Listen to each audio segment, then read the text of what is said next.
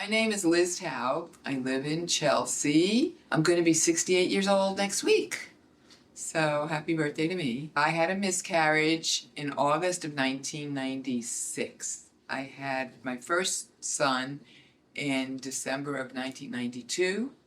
So he was like 3.5 when this happened. I call it my summer pregnancy because I found out that I was pregnant around July 4th weekend. And my miscarriage occurred at the end of August during a vacation, actually, out on Long Island. So we raced back to the city. We dropped my son off in Long Island, in the town they live in.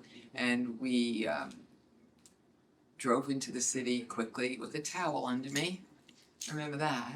And went to the OBGYN's office in Manhattan. And I just figured, it was the bleeding had started out in Sag Harbor. By the time I got to Manhattan, it was not so good. So it was an 11-week pregnancy. We had sonogram and all that. Was looking forward to my son having a little sibling, but it wasn't to be. Nobody at work knew about it. I remember going to a party with my friend at the end of August, just feeling really crappy, basically. My hormones were going nuts and I was pretty down. So that was a significant memory for me that, thank God I had my first son because that's what got me through. The doctor didn't offer anything that I recall. It was just, the D&C and that was it. Very matter of fact and business-like, kind of not much hand-holding or anything. Okay. Did they offer counseling at that time, or not really? Okay. No, it wasn't. I felt it wasn't necessary, and if I did, I would have gotten my own therapist. Okay. I don't think I was in therapy at the time. I was busy, with my son and my family. How did your friends, or did you tell your friends? My friends, I think some of them knew. Oh, okay. And they felt bad, and they were, were they supportive? Out of hand. I'm sure they were very supportive for the ones who knew, but nobody at work knew. Okay. So I might have told them after the fact, just to let them know I was a little fragile in September. It just happened. But I try not to, I didn't make a huge deal out of it.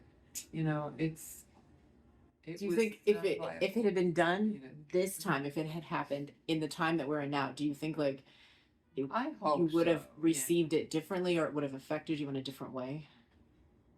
Well, I think people are more open about these things these days. I'm trying to think. It was the summertime. Oh, that's the summer my son and I went to a bungalow colony. I got double ear infections and I had to go on antibiotics. So there was a lot of stuff in July of 96 that I went through. I wasn't feeling well. And I got those double ear infections. So I think that probably was part of it. And then when I had to go to the dentist at the end of August after all this happened, and this guy, so crude, and he said something like, I told him about the miscarriage. He goes, "Oh, it could have been because you had this infection in your gum." And I got hysterical. I burst out in tears and I was crying like crazy. And he backed off, and the nurse or somebody came in and, helped calm me down. But, some men are not very sensitive and sympathetic or empathetic to women going through, a post-miscarriage event, I guess you could say. He was just very coarse and rude. And I was very upset by his insinuating that because I had an infection in my gum, that's what created this miscarriage situation. So I don't know. It was a rough summer. I was not feeling too well. And I guess, between those ear infections and the antibiotics and all that, it just kind of led to this miscarriage. I can tell you a story about my mom, actually. She lived in Israel in 1948 till 50. She had her first son on a kibbutz, my brother. Then they got dysentery, hepatitis. They weren't eating well. It was very difficult to live and work on a kibbutz. But she was pregnant, and they were surprised that she kept the pregnancy. She gave birth to a baby boy, and unfortunately, after 3 days, he died. My mother kind of blamed the nurse, did something, but whatever it was, it did not survive. It was unfortunate. And if a baby in Jewish religion does not live a full week, and doesn't get a bris or doesn't get circumcised, or they just bury it in an unmarked grave, actually. So they don't mark it as a true burial ground, actually. So I think that really affected my mother for her whole life. Luckily, she had my brother, and then she went on. They came back to America. She had my sister. She had my next brother, and then I was the fourth of the 4 kids. So I was the big mistake. I was the best mistake they ever made, they said, actually. So I was glad that my mom went along with that, and my dad did too. James A. Willis, artist. Very cool. He's amazing and painted my case. So sweet of him. Yeah, it's cool. Thank you, James. All right, so that's my trademark name. Okay, great. With a Y. So Nice. feel free to follow me on Instagram. Okay. On Facebook, it's Via Lizzie Taub. Taub. All right, so it's my 5-string violin. Most violins have 4 strings, you know. But this one is like a viola too. See, isn't that pretty? Very fun. Fun to play. I play like bluegrass and country and originals. Just I freelance everywhere.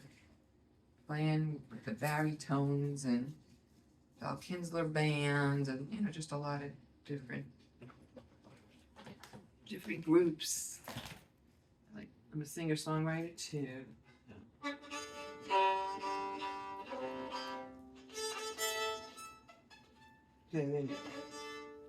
Oh, I can play a fiddle tune. Want a fiddle tune? Sure. Whatever you feel like playing. I gotta take this off. Can't have an earring on the left side. I have to have a shorter one. All right. I wrote this one. It's called the Tantrum Song. My older son had a tantrum in the Wisconsin airport. He wanted like a cheesehead or something. So this is it.